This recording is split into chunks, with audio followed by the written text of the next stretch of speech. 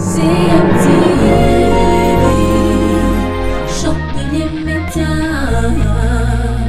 média qui communique la vie.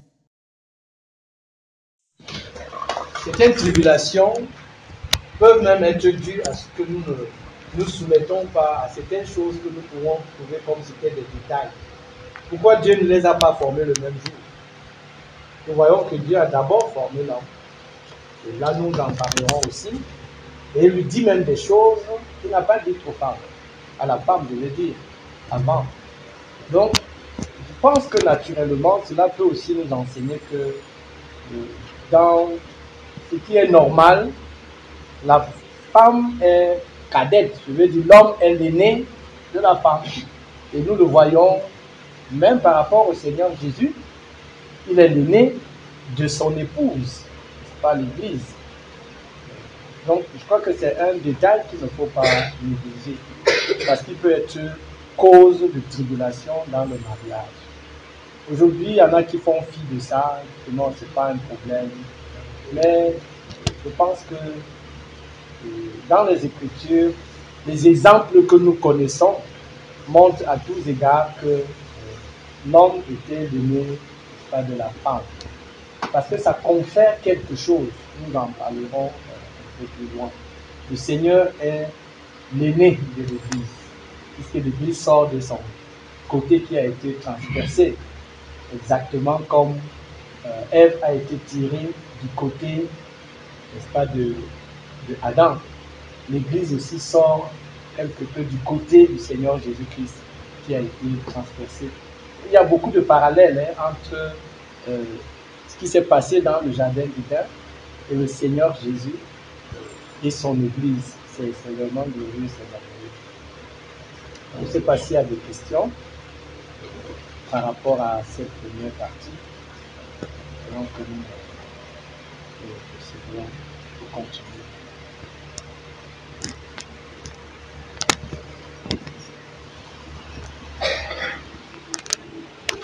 Bon, moi j'ai peut-être une petite contribution.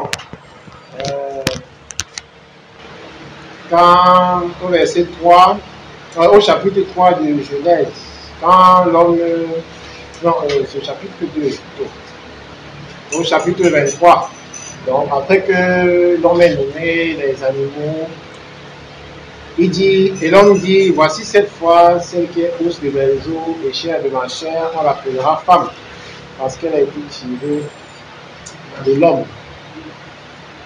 Donc ça c'est ce que l'homme dit. Voici celle qui est, voici cette fois-ci. Donc, et plutôt c'est le Seigneur qui dit, il n'est pas bon que l'homme soit seul. Donc, on voit là on voit le dessein de Dieu qui veut que l'homme ne soit pas seul. Donc c'est sa volonté. Et on voit aussi la volonté de l'homme ici. C'est ça qui m'a un peu marqué. C'est pour montrer qu'il y a aussi la volonté de l'homme qui joue à la volonté de Dieu. Donc on ne peut pas dire que c'est comme Dieu veut. Bon, il a forcé la femme. C'est comme une imposition. Tu vas te marier. Donc on voit que l'homme également dit voici cette fois-ci. Donc c'est comme si l'homme a cette expression dit cette fois-ci. Ça montre que vraiment lui-même il adhère. Il cherchait lui-même, il n'a pas trouvé. Il dit voici cette fois-ci celle qui est hausse de mes os.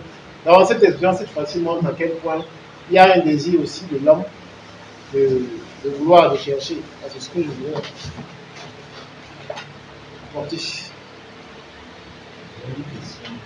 Oui.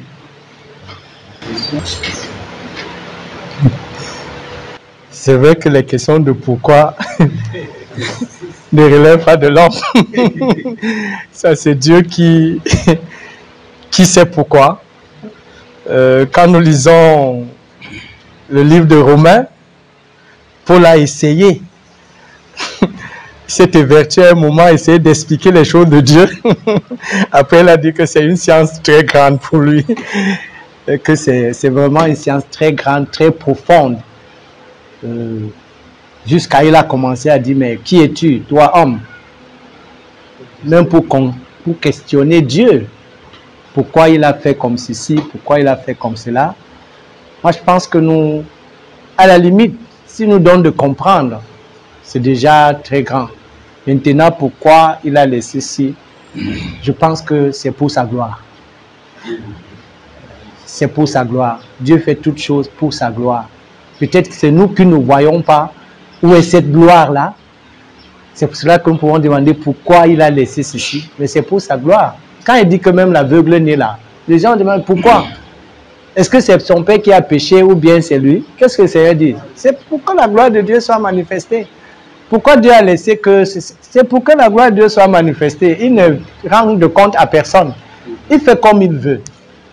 Et je pense que c'est l'une des attitudes qui n'est pas bien chez l'homme aujourd'hui. Il questionne Dieu.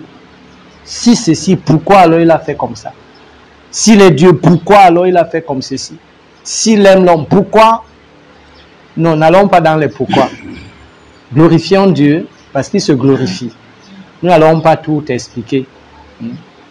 La Bible dit que les choses cachées sont à Dieu. Et il tire gloire à cacher les choses. Non, c'est ça qui fait lui, Dieu, et nous sommes les hommes. Si nous comprenions, si nous connaissions tout ce qui est de Dieu, c'est que nous sommes aussi des dieux. Et c'est justement ce que le diable a voulu montrer à l'homme. Donc vous aurez la connaissance. Vous serez comme Dieu. Connaissant.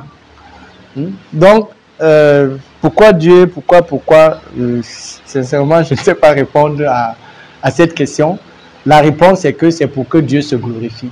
C'est lui qui choisit comment il veut se glorifier. Ce n'est pas notre logique qui dit s'il faisait comme ceci, alors en ce moment nous serons en train de raisonner Dieu. Et nous pouvons nous mettre à côté, n'est-ce pas, de sa pensée. Moi je glorifie seulement Dieu comme il fait ces choses. Il est souverain pour faire comme il veut et quand il veut. Peut-être que je complète avant que tu... Je crois que c'est vraiment toutes les Écritures. Parce que ce passage n'enseigne pas ce qu'ils disent. Ruth partait travailler. Je ne pense même pas que Ruth ne savait même pas que Boaz était de la famille. Hein? Il partait travailler tout simplement. C'est Naomi qui lui le dit plus tard, que Boaz est de la famille. Mais Ruth n'est pas allée demander la main à... Ce n'est même pas noble pour une femme, n'est-ce pas, de le faire.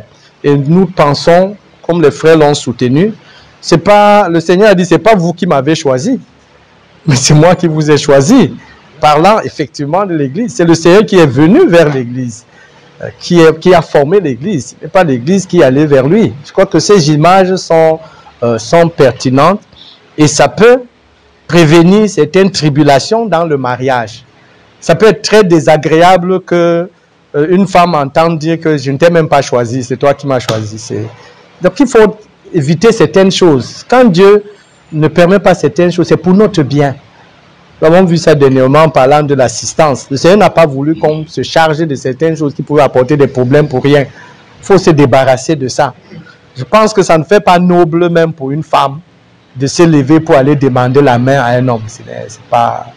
Les gens du monde le font, mais c'est des choses qui ne doivent pas être encouragées parmi les enfants de Dieu. Oui, tu voulais...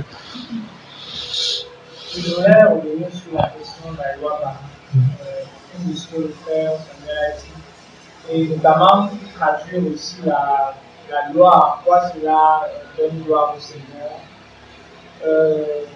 Pour moi, je crois que cette question de cette situation, c'est une question que toute personne dans le monde qui ne connaissent pas le Seigneur se pose, parfois également qui connaissent le Seigneur, se pose bien. Pourquoi est-ce qu'on a réalisé la bien? Pourquoi est-ce que... Je crois que les éléments de réponse que moi j'ai, c'est que premièrement, ça montre que le Seigneur a créé les hommes, les créatures qui avaient la capacité de choisir libre. Il n'a pas créé les anges ou les hommes avec, on va dire, un automatisme pour obéir. Ce n'est pas le cas. Donc Dieu a créé des anges, parler des anges, des hommes, libres de lui obéir. Et la deuxième chose, c'est que Dieu est puissant pour maintenir ses desseins conformes à ses plans. C'est pour ça qu'il n'a pas besoin de trembler. Ici, si tu n'es pas capable de restaurer une situation, pas de soi que tu as tendance peut-être à tout protéger parce que voilà, tu n'as pas tous les moyens de ta politique. Dieu, il a les moyens de sa politique. Il a les moyens de sa politique, donc il n'a pas besoin d'agir de la sorte. C'est pourquoi aussi, par exemple, cet aveugle, il peut dire que c'est pour sa gloire, parce qu'il sait qu'il est puissant pour lui redonner la vie et pour le rendre capable, même dans cet handicap, de rester vivant pour que plus tard il lui redonne la vie, qu'il n'ait pas à mourir, etc. Donc, il est capable de ça, de changer les situations que lui-même a initiées à la base. Donc, c'est fait absolument pour montrer à quel point Dieu est glorieux et que, effectivement, nous ne le servons pas parce que, par crainte, comme c'est l'amour parfait, la crainte, c'est pas parce qu'il y a un fouet derrière, c'est pas la bonne. Ça montre effectivement ce que Jean va dire, ça. Ce n'est pas la motivation de la crainte qui anime celui qui a saisi le cœur de Dieu, qui connaît le Seigneur, c'est parce qu'il a découvert que c'est un élément qu'il aime. C'est par obéissance, c'est par amour qu'il le sait, c'est pas par crainte, parce que Dieu va mettre la chicotte derrière.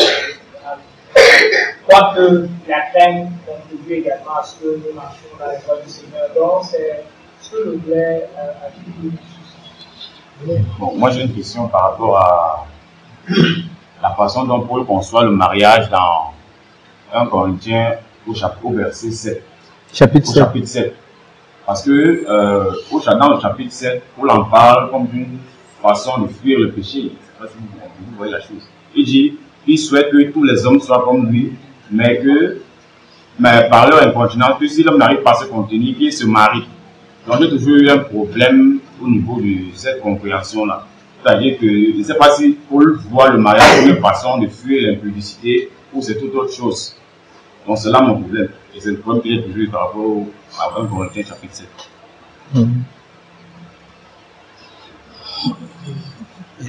Au commencement, il n'était pas comme ça. Nous rentrons toujours au commencement parce que ce n'était pas à cause de l'incontinence que Adam a accepté Ève que Dieu a amenée vers lui. C'est vrai, on peut me dire qu'il n'y avait pas encore le péché et que maintenant l'homme ayant péché, il est devenu chair. Et la Bible dit que toutes les pensées de son cœur étaient penchées désormais vers le mal. Ce que Paul veut dire, parce que si on pousse loin, on pourrait même penser que c'est contradictoire avec les desseins de Dieu, mais tel n'est pas le cas. Parce que le dessein de Dieu, c'est qu'on se marie. C'est lui qui a institué le mariage. Et il y a donc des gens qui se sont égarés en disant qu'il ne faut pas se marier, bien qu'ils se marient en cachette. Ils instituent qu'il ne faut pas se marier, mais ils vivent dans la fornication. Donc, il faut d'abord comprendre, parce que dans le contexte de 1 Corinthiens chapitre 7, Paul parle même du don de célibat. Donc, du don de célibat. Cela veut dire que c'est quelqu'un que Dieu a capacité. Dieu lui a donné cette capacité-là. Donc, on ne décide pas, en réalité, par soi-même ou bien par sentimentalisme. Si nous sommes appelés au mariage, on ne fait pas mal. Mais Paul explique pourquoi. Et nous le verrons un peu plus après. Quand il dit qu'il y a les tribulations dans le mariage. Et c'est ce que je veux vous épargner. Dans le sens de vouloir se consacrer beaucoup plus. C'est dans ce sens que Paul est en train de parler. Mais il ne dit pas qu'il faut se marier parce que c'est une manière de couvrir. Et quelqu'un dit un commentaire, ce n'est pas parce qu'on est célibataire qu'on est plus pur que celui qui est marié. Donc il ne faut pas non plus penser cela, que ceux qui se marient, ils vivent, je ne sais pas moi, non. On peut être célibataire et vivre même sale. C'est-à-dire qu'on n'est pas marié. C'est ce que nous voyons des gens qui ont déclaré que les prêtres ne se marient pas. Mais nous connaissons tout ce qu'ils font. Vous voyez un peu. Donc ce n'est pas de ça qu'il s'agit. On ne se marie pas comme une couverture, comme un moyen, n'est-ce pas, de cacher. Mais il montre quand même que nous devons considérer cela. À partir du moment où l'homme est tombé, il est tombé dans le péché, il y a en lui des faiblesses. Il y a des pressions. Ce n'est pas seulement... c'est pas moi la partie sexuelle. Il y a des gens qui volent. Il y a des gens qui volent. Mais on ne va pas dire que pour que tu ne voles plus, voilà ce que tu dois faire. Et que le fait de travailler pour avoir de l'argent, c'est pour que je ne vole plus. Il y a des gens qui volent même quand ils sont milliardaires. Ils sont milliardaires, ils volent, ils continuent de voler. Tout simplement, ce n'est pas parce que il leur manque de l'argent. Donc c'est pour dire que ça peut être un vice, tout simplement, mais qui peut être amené devant le Seigneur et on peut le vaincre. C'est normal qu'à un moment donné, peut-être on peut avoir cette pression, soit sexuelle, etc. Il ne faut pas qu'on voit le mariage comme un moyen d'aller assouvir cela. C'est qu'on est totalement, par rapport à ce que nous venons de dire, si le projet du mariage n'est pas pour la gloire de Dieu et qu'il soit juste pour la satisfaction sexuelle, alors on est passé à côté. Mais dans le mariage, depuis le commencement, ça fait partie de ce que l'homme doit jouir de sa femme. Ça fait partie, ce n'est pas quelque chose que Dieu a ajouté. Avant même que l'homme ne tombe dans le péché, ça fait partie de la vie. De même que l'homme mange, Dieu lui a donné la nourriture pour le corps, pour manger. Dieu lui a aussi permis qu'il ait cette vie conjugale. Donc ce n'est pas comme un moyen juste pour couvrir. Et si quelqu'un le fait, c'est que c'est des tribulations qu'il est en train de... Donc nous ne devons pas le faire dans ce sens-là. Maintenant, Dieu nous a recadré que quand j'ai un projet de mariage, il doit d'abord être dirigé dans ceci. Maintenant, dans le package du mariage, il y a des choses que Dieu donne. Il donne les enfants, il fait que nous puissions assujettir, il fait que nous puissions avoir une vie conjugale. Donc, je ne pense pas que ce soit ça l'esprit de Paul. Il dit qu'on peut être appelé au célibat. Mais si on n'est pas appelé au célibat, qu'on brûle, effectivement, il faut enfin, quand quelqu'un se marie, ça veut dire qu'il a brûlé, ça veut dire qu'il n'est pas appelé au célibat, de toutes les manières. Mais ça ne doit pas être comme si c'est pour couvrir, n'est-ce pas, ces questions sexuelles, qu'on peut vaincre. Même la convoitise des yeux, tout ça, ce sont les vices qui sont en l'homme. Même quand on n'est pas marié, on peut avoir des convoitises, des biens matériels, mais on peut amener ça à la croix de Christ et le Seigneur nous délivre, n'est-ce pas, de ces choses. Même les pressions sexuelles, on peut amener à la croix de Christ, le Seigneur nous délivre de ces choses. Nous sommes vainqueurs par celui qui nous rend vainqueurs et qui nous fortifie.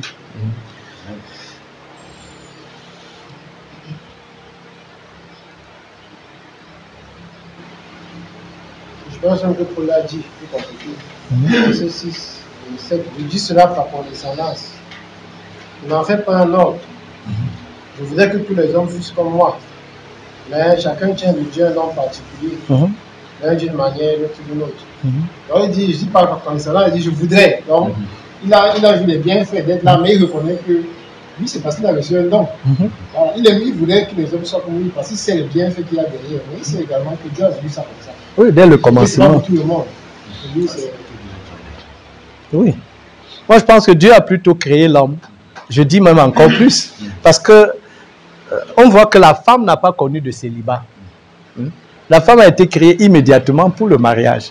L'homme, lui, est passé par un temps de célibat. Mais la femme a été créée directement, n'est-ce pas, pour le mariage. Donc, c'est Dieu qui a planifié ainsi pour que, n'est-ce pas, sa volonté soit accomplie. Et c'est la même chose. Que la pensée de Dieu n'était pas que l'homme soit célibataire. C'est pour cela que Paul parle d'un don. Donc le célibat ici est plutôt vu comme quelque chose qui soit maintenant comme un don.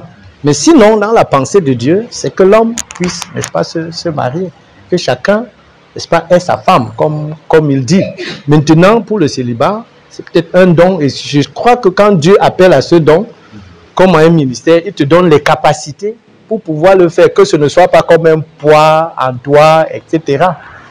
Enfin, c'est ce que je pense. Ce qui était au commencement, c'est que Dieu veut que l'homme puisse se marier. Bien, donc nous allons continuer avec le deuxième sous.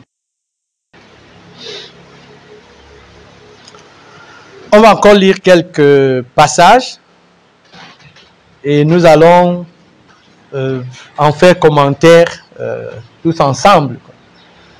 Alors on va lire dans Luc.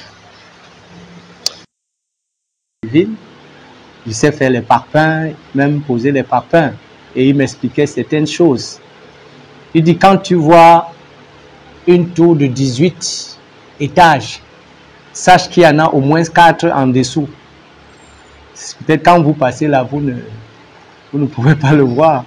Il y a des maisons qui ont 8 étages en dessous, c'est-à-dire en bas. En fait, le principe, c'est que plus tu vas haut, plus tu dois aussi aller en bas pour que la maison soit solide.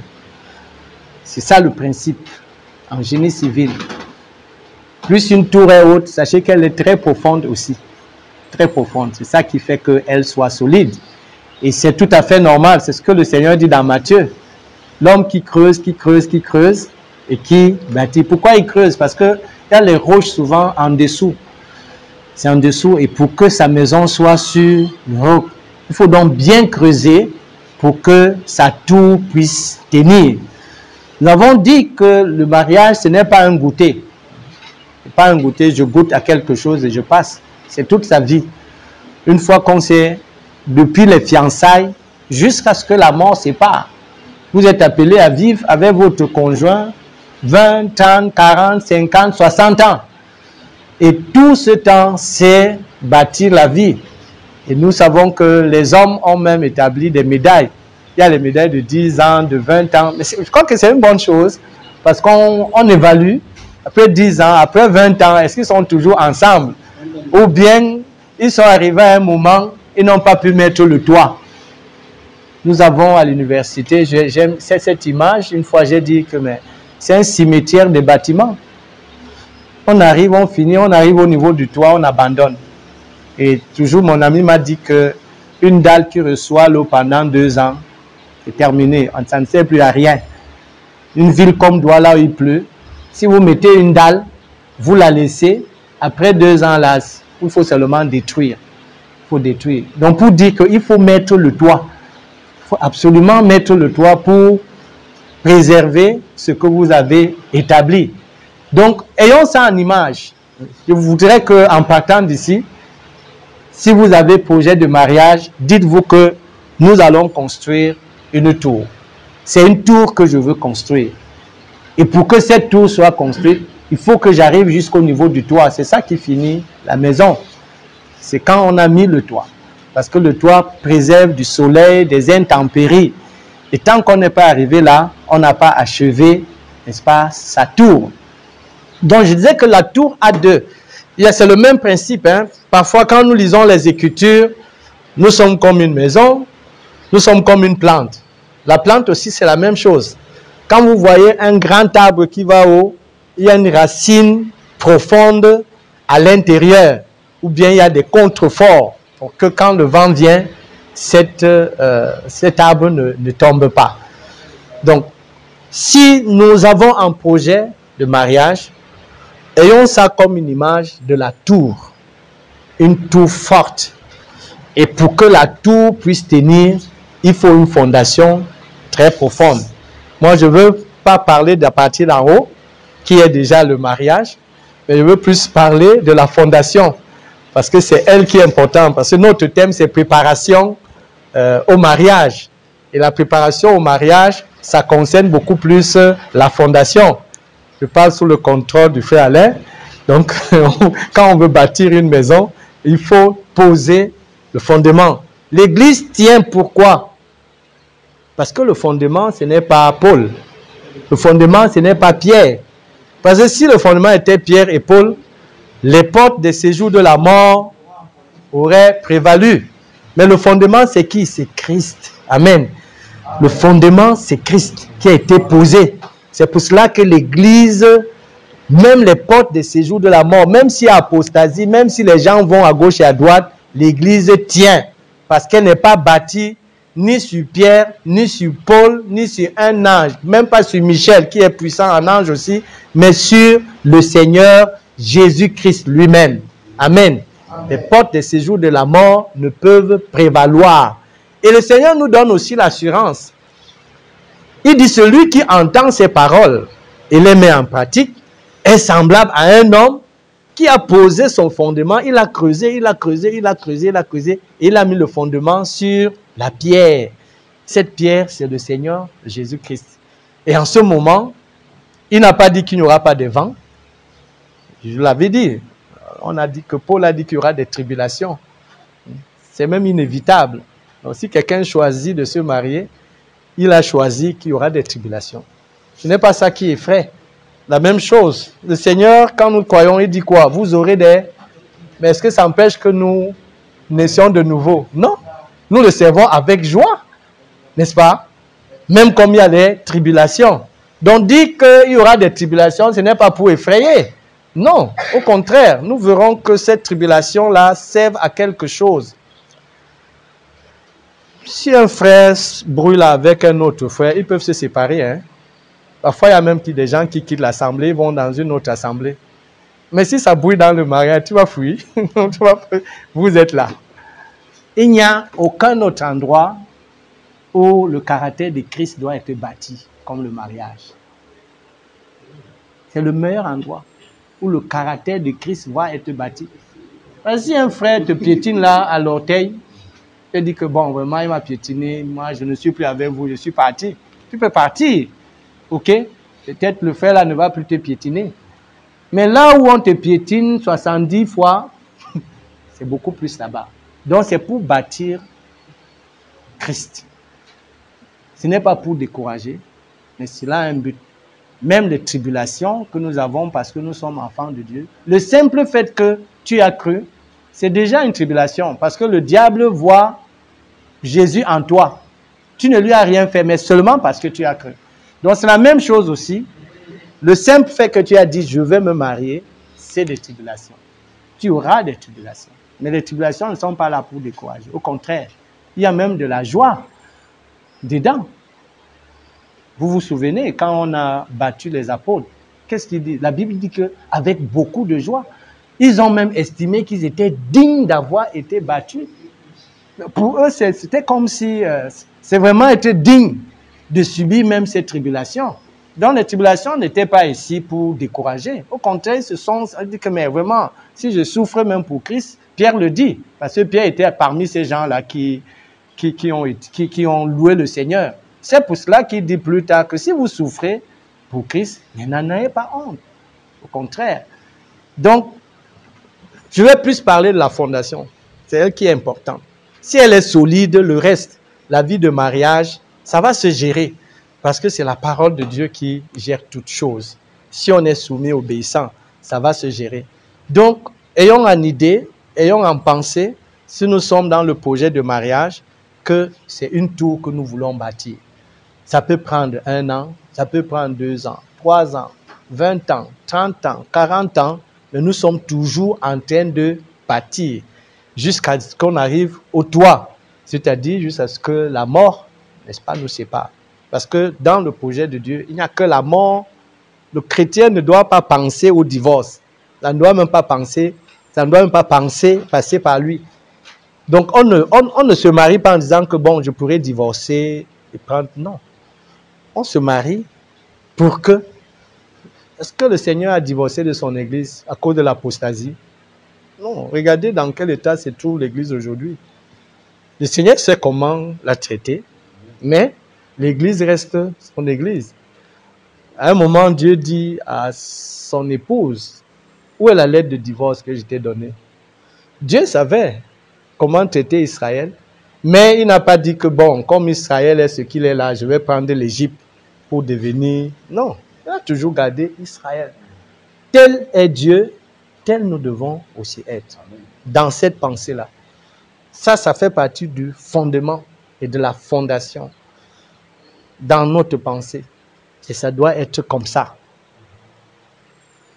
Donc, nous avons lu un certain nombre de passages. Ce sont des images. Nous avons vu que l'homme, lui, il a connu le célibat. Le temps de célibat, Dieu a voulu le temps de célibat. Et certaines choses concernent particulièrement l'homme. Ça concerne particulièrement l'homme. Et c'est aux frères que je m'adresserai beaucoup plus. Parce que le fondement, c'est en fait l'homme. C'est beaucoup plus l'homme. La femme aussi aura sa part, mais je m'adresse plus aux frères. Parce que c'est eux qui prennent. C'est l'homme qui prend épouse. Hein. Donc il faut que la femme en venant trouve que tu es assis, que ta maison. Parce que c'est ce qui est dit. Quand Rebecca, ou bien quand Isaac a vu Rebecca, il l'a prise pour mettre dans sa maison. Donc c'est l'homme qui prend la femme pour mettre dans la maison. Il faut donc que cette maison soit solide, bien enfoncée. Donc il y a un temps de célibat pour l'homme. Et ce temps, qu'est-ce que l'homme faisait? La Bible dit qu'il cultivait le jardin. Ce n'était pas un homme oisif. Ce n'était pas un homme qui se donnait à des choses, n'importe quoi. Et nous voyons Isaac, même chose. Nous voyons que quand Rebecca vient, dit, mais quel est cet homme qui vient du champ? Donc on voit que Isaac, c'était un homme qui rentrait du champ quand son épouse est venue. C'était un homme qui était occupé. Il sortait le matin, certainement, pour aller à son ouvrage, et il rentrait le soir. Donc c'était un homme qui était vraiment occupé, en attendant que, c'est pour cela que j'ai fait lire tout à l'heure Timothée. Hein? Paul dit à Timothée, en attendant que je vienne, c'est comme ça que c'est écrit dans d'autres, hein, applique-toi à la lecture, applique-toi à la méditation. En attendant que Ève vienne, il faut que tu sois un homme qui est en train de cultiver le jardin. Amen. Un homme qui est en train de cultiver le jardin. Sœur, si vous voyez un homme qui ne cultive pas le jardin, bien, vous n'acceptez pas. Il faut que ce soit un homme qui est en train de cultiver le jardin, qui est occupé des choses de Dieu. Parce que c'est ça qui fonde et qui enracine votre futur mariage. Mais si c'est un homme qui est oisif, spirituellement, ou bien oisif, même par rapport aux choses physiques, ça sera une cause de tribulation. Donc si vous êtes célibataire, c'est un temps que Dieu veut. J'ai fait lire Ecclésiaste. Mais souviens-toi, pendant quand? Pendant les jours de ta jeunesse. Moi, j'ai 60 ans là maintenant. Honnêtement, je vous dis, moi je ne cache pas. Je vous dis, à 60 ans, je n'ai plus la même vigueur que j'avais 30 ans. Le plus souvent, j'aimais quand j'enseigne sur la méditation. Ça, je l'ai fait quand j'étais jeune aussi, peut-être comme vous. Il faut se lever tôt le matin. Même me lever tôt le matin, maintenant, ce n'est pas facile. Par rapport à mon âge. Mais je l'ai fait. Et c'est pour ça qu'il a dit, pendant les jours de ta jeunesse, il y a des choses que tu ne peux plus faire à 60 ans. Il y a des choses que tu ne peux plus faire à 70 ans. Il y a un évangéliste un jour qui a amené des gens au Seigneur. Il dit, j'ai amené 2 hommes et demi au Seigneur. On lui demande. Donc il y avait un papa qui était vieux, bon, et puis un enfant qui était jeune comme celui-ci. Donc les gens croyaient que c'est le papa là qui est un homme. Il dit que non, c'est le petit là qui est un homme. Le papa là c'est un demi-homme, 70 ans. Vraiment, il ne peut plus faire les mêmes choses qu'un enfant qui a 18 ans. Ecclésiaste dit pendant les jours de ta jeunesse. C'est le bon moment pour emmagasiner beaucoup de choses dans le Seigneur. Le rocher dont parle le Seigneur, c'est quoi? C'est la parole de Dieu. C'est Christ qui est le rocher.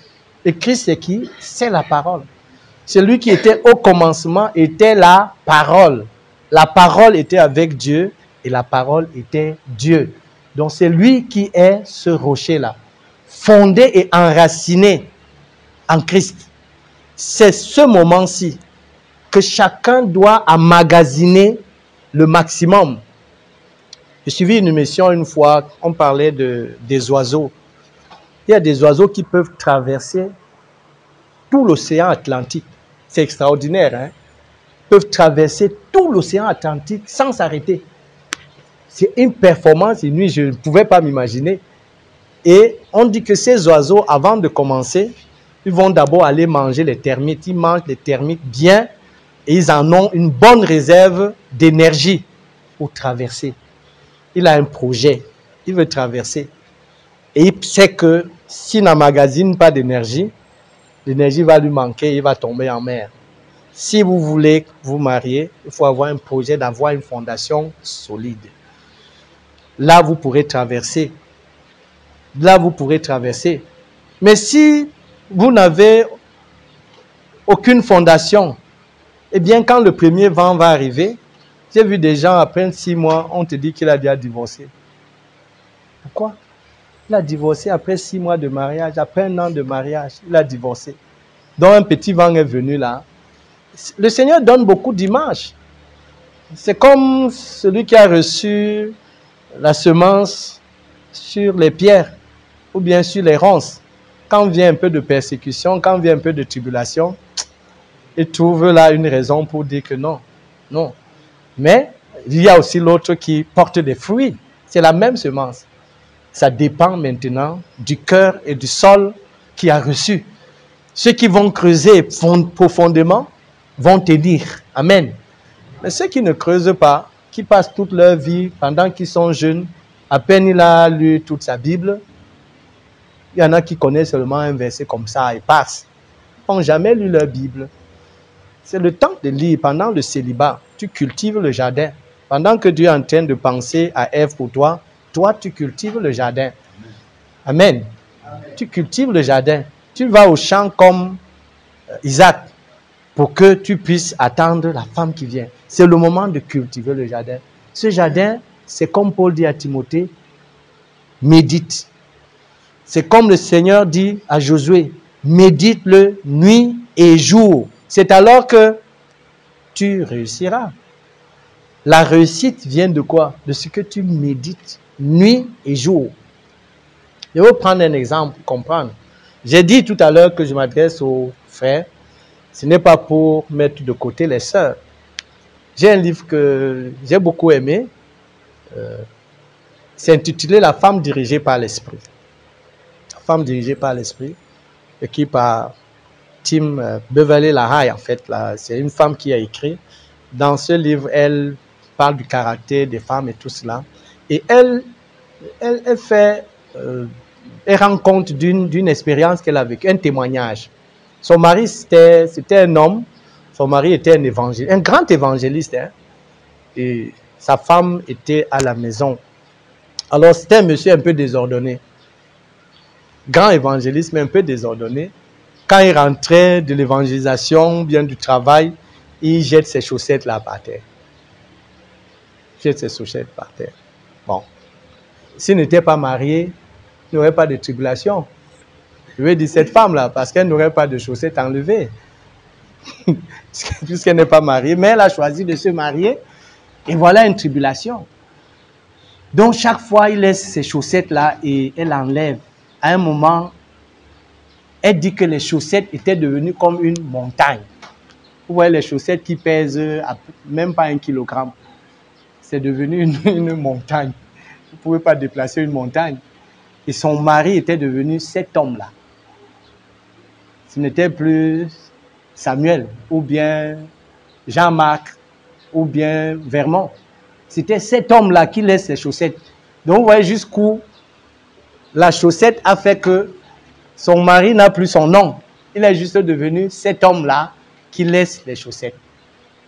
Et c'est pendant qu'elle était en train de méditer, la parole de Dieu.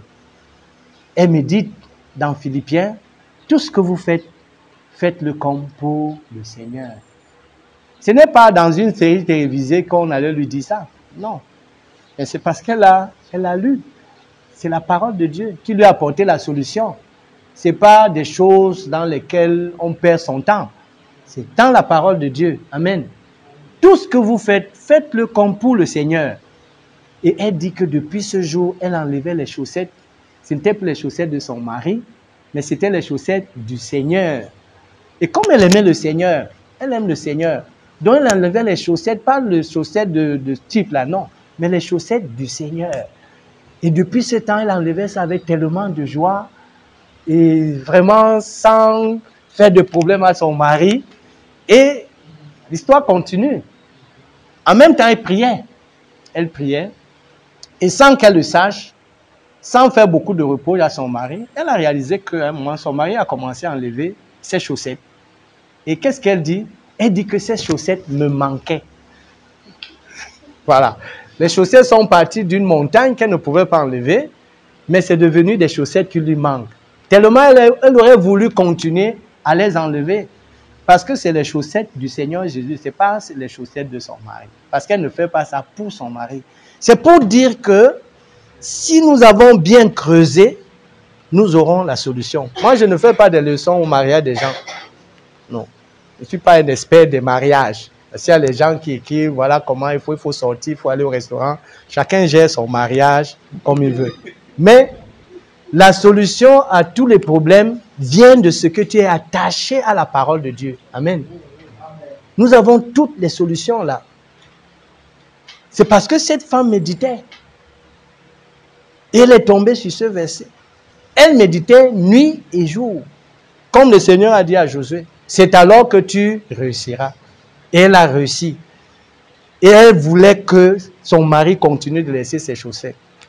Mais le Seigneur a résolu les deux problèmes à la fois. Non seulement parce qu'elle prie, le Seigneur a poussé son mari à enlever, mais parce qu'elle médite aussi, elle prie, le Seigneur lui a dit que enlève ça comme si c'était les chaussettes du Seigneur. Il faut creuser. C'est le moment, pendant le célibat, de creuser, de lire, de méditer. On a montré que si tu lis 3 chapitres de la Bible par jour, en 1 an, tu as fini de lire toute la Bible. Combien de nous avons déjà, depuis qu'on est dans le Seigneur, a déjà lu de Genèse jusqu'à Apocalypse? Tu te prépares pour le mariage. Non, ne levez pas le doigt, je ne dis pas. Tu te prépares pour le mariage. Si tu as déjà lu ta Bible, Genèse jusqu'à Apocalypse, comme ça, de manière systématique, Apocalypse, 1 fois, 2 fois, 3 fois, 4 fois, de Genèse jusqu'à Apocalypse. Pas sauter les livres. Lire. Tu le fais, tu seras fondé, enraciné. Tu vas voir que ton mariage n'est pas quelque chose qui tombe du ciel. Tout ce que tu vas vivre, il y aura un exemple dans les Écritures. C'est de ça qu'il s'agit. Tu vas trouver un exemple. La Bible, c'est un ensemble de beaucoup de choses que Dieu a mises ensemble. Si tu as tel problème, tu vas aller dans les Écritures, tu vas trouver que ton problème est là-dedans. Et que Dieu peut t'apporter la solution. Mais si tu ne médites pas, si tu n'as pas un fondement solide, profond, comment tu le sauras?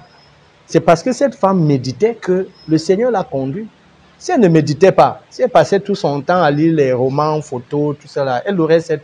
Non, les romans photos vont plutôt lui montrer un monde fictif, virtuel, qui ne sert à rien. Qui va même lui dire non, mais il faut te séparer de lui. C'est un monsieur qui dérange. C'est ce qu'ils vont vous dire. Mais celle qui est dans le Seigneur, c'est qui médite la parole de Dieu, celui qui a, pendant son temps de célibat, bien creusé, il saura aussi faire face. Le mariage, une tour à construire. Plus elle va haut, plus elle doit aller profondément pour pouvoir tenir ferme lorsque les vents viendront, lorsque les torrents vont déborder.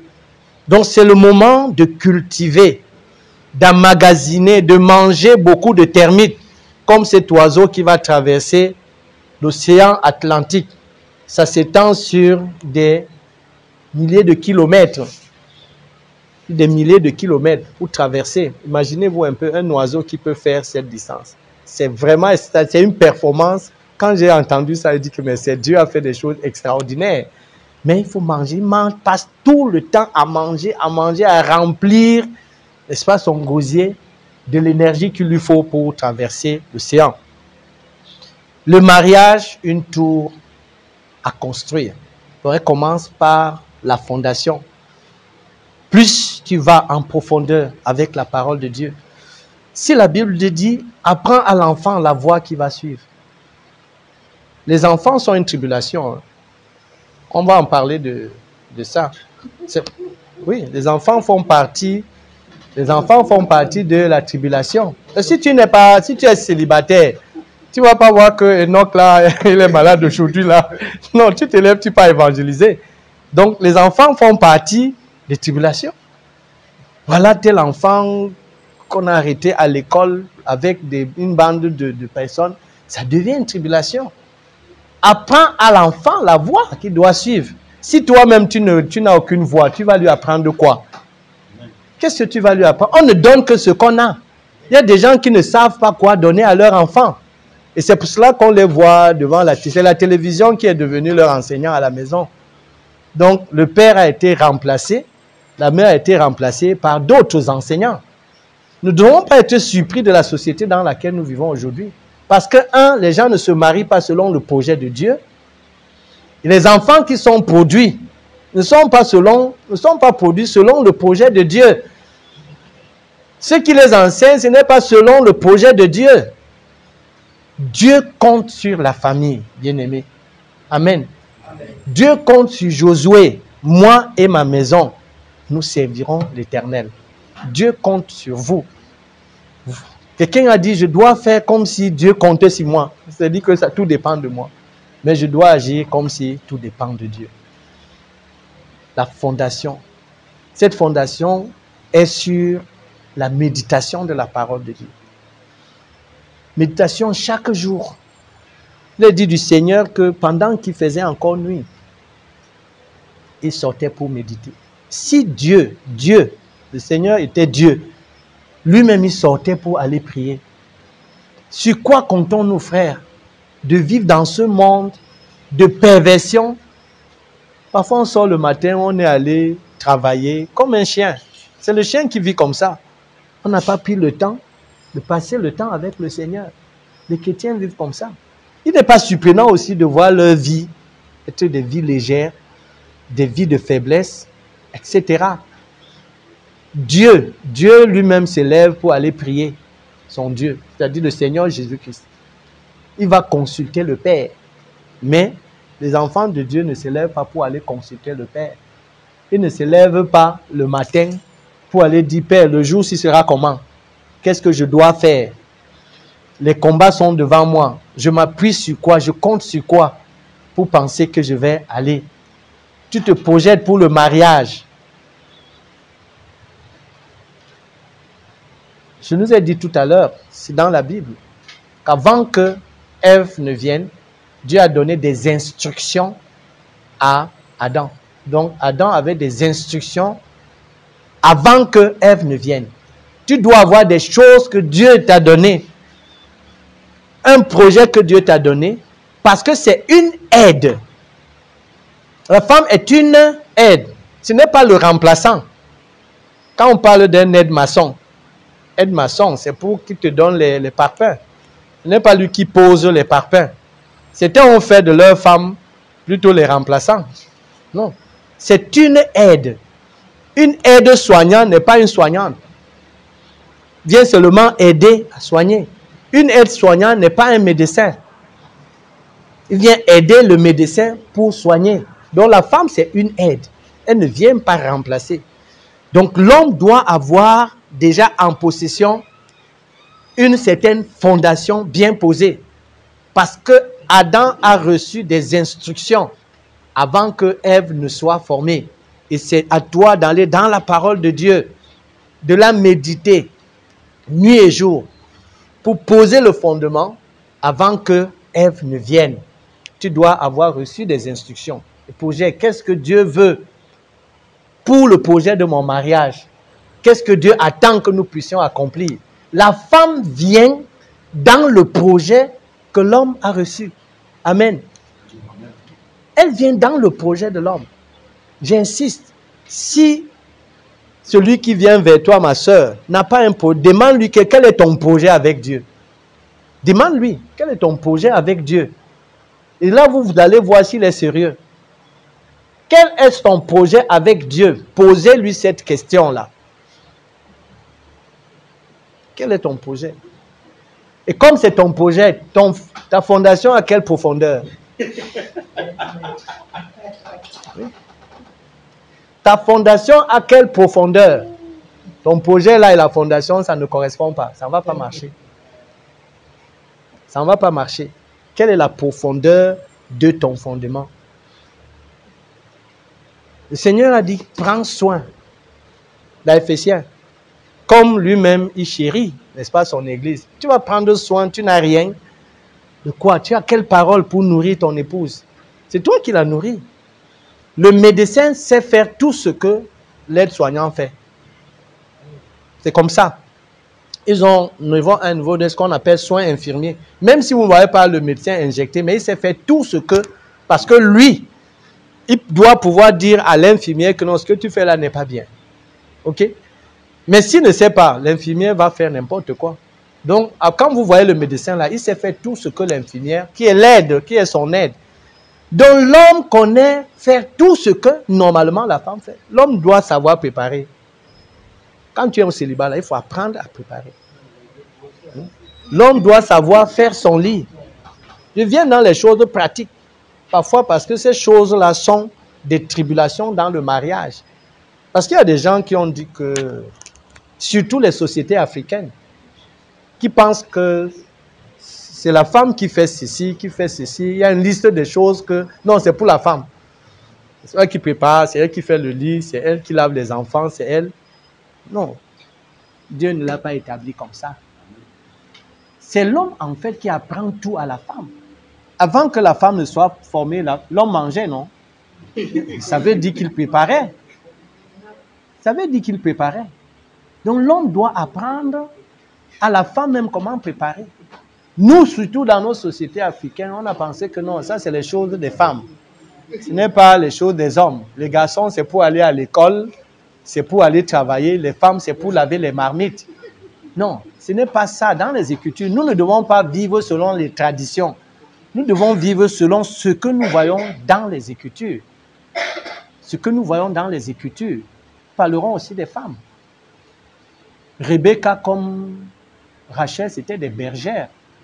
Elles étaient aussi occupées. C'était des bergères. Mais c'est l'homme, en réalité, qui doit apprendre des choses à la femme. Même faire la cuisine. Donc, pendant que tu es célibat, implique-toi. Apprendre à faire la cuisine, apprendre à faire le lit. Vous aurez des tribulations du genre où on s'est levé, nous deux, on est fatigués, et tu penses que non, c'est la femme qui va faire ça. Ou bien on a mangé à table, non, c'est la femme qui doit débarrasser. C'est écrit nulle part. C'est écrit nulle part que c'est la femme qui doit débarrasser. Ce n'est écrit nulle part aussi que c'est elle qui doit faire la vaisselle. Si vous n'avez pas encore d'enfant, tu peux aussi faire la vaisselle. Parce que tu as mangé dans ces assiettes-là. Parce que tu t'es couché sur ce lit, tu peux le faire. C'est tout simplement ça, une question simple. Mais ça devient des tribulations dans certains mariages parce qu'on a dit que non, ça c'est la femme qui doit faire ça. Il faut creuser la... Il faut creuser bien la fondation.